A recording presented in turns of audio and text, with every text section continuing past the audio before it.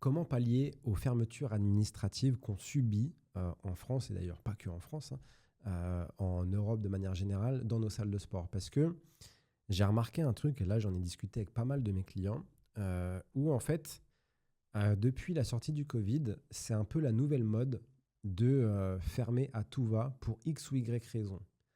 Donc, il fait trop chaud, tu fermes. Il neige, tu fermes. Il y a il y a une manifestation qui passe dans ta rue, tu dois fermer parce que bah, tu as peur que, que ton business et ton local soient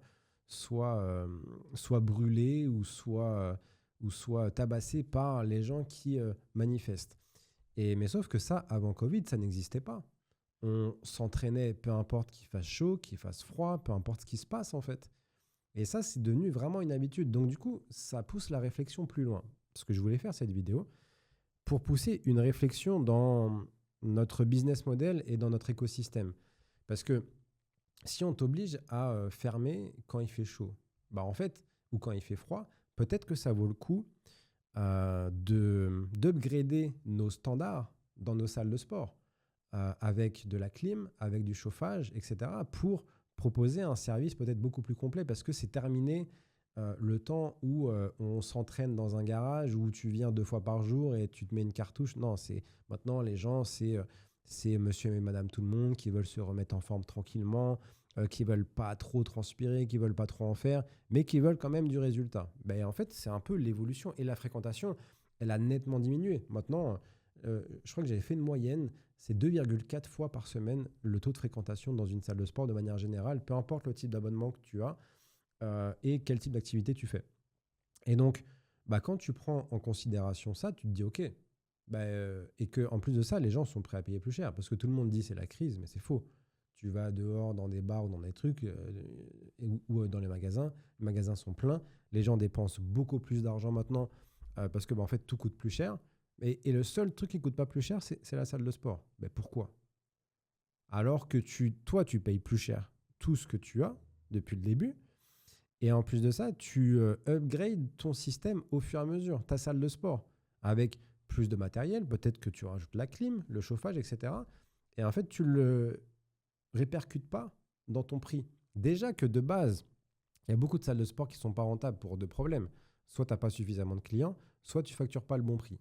Et en fait, bah, si tu mets cet upsell-là dans ta salle avec du chauffage ou de la clim, bah, il faut que tu le répercutes sur le prix. Parce que surtout qu'aujourd'hui, l'électricité coûte une blinde. En plus de ça, si tu as un local qui n'est pas très bien isolé, bah, c'est encore pire. Donc, bah, en fait, ça pousse la réflexion. Je ne dis pas il faut le faire ou pas le faire. Mais c'est juste mûrir cette réflexion-là parce que bah, là, par exemple, j'ai un client qui me disait, bah, en fait, en janvier, on a perdu une semaine, 10 jours parce que il y avait la neige. Là, avec les 2 canicules qu'on a, ils vont encore fermer.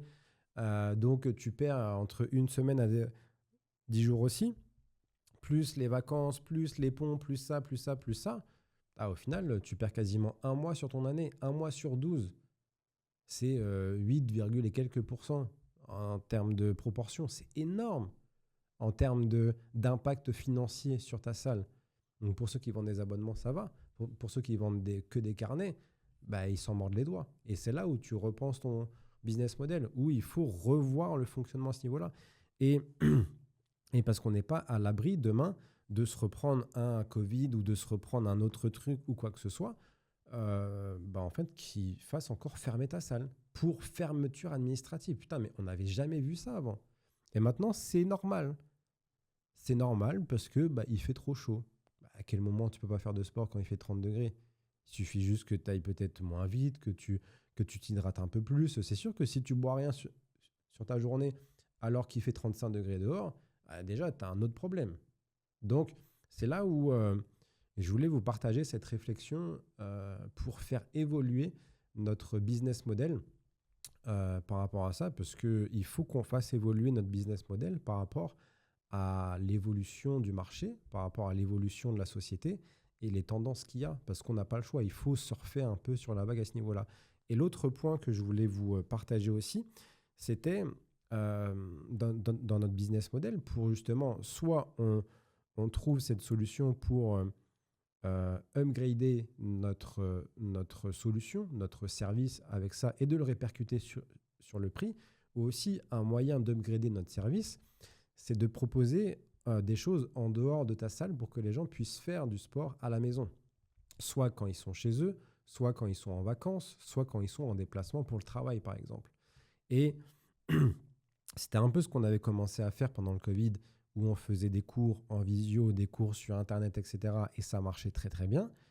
Même si c'est pas ce qu'on kiffe, même si c'est pas ce qu'on préfère faire, parce que c'est chiant d'être derrière une caméra au bout d'un moment, il faut du contact humain. Et donc, c'est là où, en fait, il faut pouvoir avoir un entre-deux et peut-être une formule hybride où tu viens proposer à tes clients et même tes prospects une application. En plus de ça, avec l'IA aujourd'hui, tu peux faire vraiment pas mal de choses avec un petit site internet sympathique où tu mets tes vidéos d'entraînement avec un programme. Tu peux choisir quand tu es en déplacement, quand tu es en vacances, quand tu as ça, quand tu as ça. Tu mets plusieurs options et ça te sort un programme pondu avec ça, avec des vidéos de toi qui montrent les entraînements. Ça crée le côté dynamique et au moins, comme ça, les gens ils continuent de bénéficier de ton service d'une manière différente, même si tu es fermé. Et comme ça, tu peux continuer à prélever les gens, tu peux continuer à délivrer ton service et surtout, tu fais la différence par rapport à la concurrence qui, eux, ne le font pas. Parce que peut-être qu'ils se disent oui, mais ça me fait chier, moi, j'ai pas fait ce métier-là pour coacher en visio mes clients, etc. Ouais, tu peux te dire ça. Mais si tu te dis ça, tu vis pas avec ton temps. Donc, si tu ne vis pas avec ton temps, ça va être compliqué. Parce que les fermetures, tu les as. Le Covid, tu l'as. La canicule, tu l'as. Et en fait, ça va continuer. Et plus on va avancer, pire ça va être. Parce qu'ils ont la main sur ton business. Ils peuvent le fermer du jour au lendemain. Donc quand tu prends conscience de ça, tu te dis, OK, j'ai pas d'action que je peux faire, on va dire politiquement parlant, pour pouvoir corriger le tir. Par contre, moi, dans mon business, je peux améliorer tout mon système et tout ce que je fais. Donc par conséquent, je peux améliorer mon offre pour pouvoir proposer des choses différentes, de la nouveauté à mes adhérents, et même de manière générale. Moi, par exemple, j'ai déjà été dans des salles où, comme je suis souvent en déplacement, qui m'ont proposé des entraînements pour quand je suis en déplacement. Trop bien. Et ça, il y a très peu de salles qui le font. Mais pourquoi on ne le ferait pas? Comme ça, en fait, tu restes connecté avec ton client, peu importe qu'il vienne ou qu'il ne vienne pas chez toi. Et en fait, tu augmentes la valeur perçue. Et c'est des choses qui vont te prendre du temps à la création de ce truc-là, mais une fois que c'est fait, c'est fait.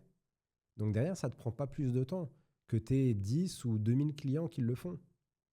Parce qu'en fait, c'est des trucs vidéo qui sont à distance. Donc c'est comme ça que tu optimises aussi tes coûts et tes marges. Et ça ne te prend pas plus de temps. Et comme ça, la valeur perçue vis-à-vis de ton client, elle est beaucoup plus importante. Et derrière, en fait, c'est comme ça que tu peux facturer aussi plus cher tes abonnements et à un juste prix. Et pas juste pour payer ses charges. Non, c'est pour avoir une bonne rentabilité au niveau de tes prix. C'est tes charges plus ton salaire plus 15% de trésorerie pour dégager du bénéfice, pour le réinvestir dans ta salle après derrière. Donc voilà, c'est le sujet un petit peu que je voulais vous partager dans cette vidéo. J'ouvre le débat. Donc dites-moi en commentaire ce que vous en pensez. Quel est votre avis à ce sujet? Qu'est-ce que vous avez peut-être mis en place dans votre salle pour pouvoir pallier à tout ça? Ça m'intéresse parce que nous, on fait beaucoup évoluer le business model des salles de sport et des studios de coaching pour justement aller dans cette dynamique plutôt que d'aller à contre-courant de ce qui se passe au niveau de la société parce qu'on n'a pas le choix dans tous les cas. Sinon, il faut aller dans un autre pays. Et donc voilà. Donc, dites-moi en commentaire. J'espère que cette vidéo vous a plu. Dites-le moi. Et puis, merci pour votre écoute et on se retrouve à bientôt. Ciao, ciao.